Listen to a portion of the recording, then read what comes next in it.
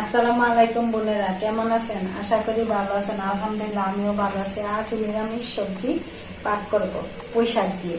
সাথে দিব মসুর ডাল, আলু, টমেটো, পেঁয়াজ কুচি করে নিয়েছি, ধনিয়া পাতা কুচি করে নিয়েছি।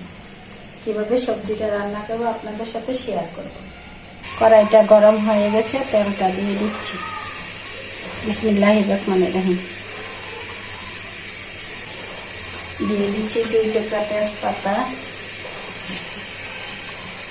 দিয়ে দিচ্ছি পেঁয়াজ কুচি। তো নিরামিষ সবজি রান্না করলে আমি এবার তেজপাতা দিই। তেজপাতা দিলে অন্যরকম একটা টেস্ট আসে। এখন ভালো করে পেঁয়াজটা ভাজা হয়ে যাচ্ছে। পেঁয়াজটা ভাজা হয়ে গেছে। মশলা যাতে পুড়ে না যায় একটু হালকা ঝোল দিয়ে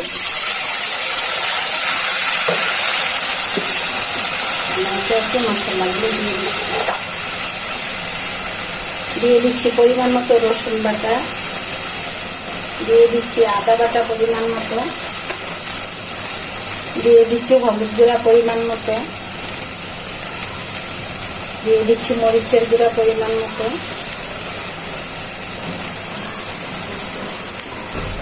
দিয়ে দিচ্ছি জিরা গুঁড়া পরিমাণ মতো, দিয়ে দিচ্ছি ধনিয়া গুঁড়া পরিমাণ মতো, দিয়ে দিচ্ছি স্বাদ মতো লবণ। এখন মশলাটা ভালো করে কষানো হয়ে যায়।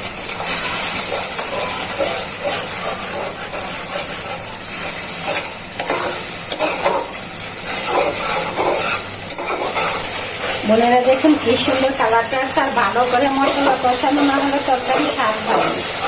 এটা তো সবজি নিরামিষ পাক করলে ভালো করে তো রান্নাটা করতেই হবে। দিয়ে দিচ্ছি আগে থেকে পরিষ্কার করে ধুয়ে রাখা পুঁই শাকের ডাঁটা হবে। দিয়ে দিচ্ছি ধুয়ে রাখা পরিষ্কার করে মসুরের ডাল।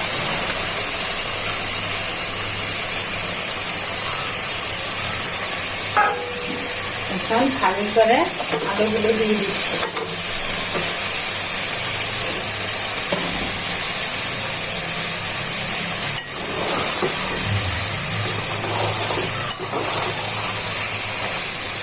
দেখুন রান্নার আগে সবুজ সবুজ, তারপর আলুর সাথে ডাল, কি সুন্দর একটা কালার লাগতেছে। এখন একটু দেখে দিচ্ছি তরকারিটা কষানো হয়ে যায়। দেখি বোনেরা কষানো হয়েছে কিনা।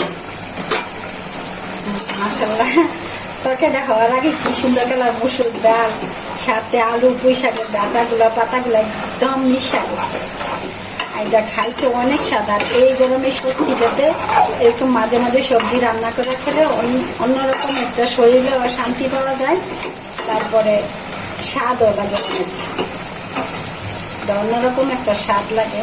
এখন কষানো হয়ে গেছে, বোনেরা ভালো করে সিদ্ধ হওয়ার জন্য একটু ঝোল দিয়ে দিচ্ছি।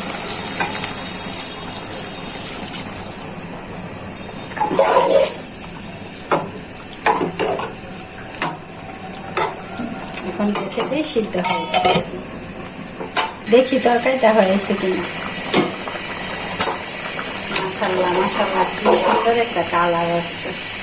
পুঁই শাকের ডাঁটাগুলো সিদ্ধ হয়েছে কিনা। হ্যাঁ, অনেক সুন্দর সিদ্ধ হয়েছে। আলুটাও সিদ্ধ হয়ে গেছে।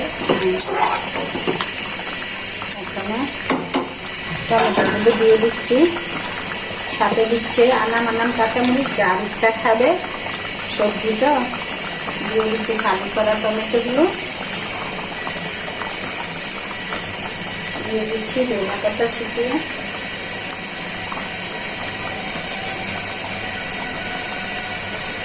তো বোনেরা আমার ভিডিওটা দেখে সাবস্ক্রাইব করবেন। আপনারা অনেকদিন যাবত আমাকে সাবস্ক্রাইব করেন না। বোনেরা ভালো থাকবেন, সুস্থ থাকবেন। আমার ভিডিওগুলো বেশি বেশি দেখবেন, লাইক করবেন, কমেন্ট করবেন। আল্লাহ হাফেজ।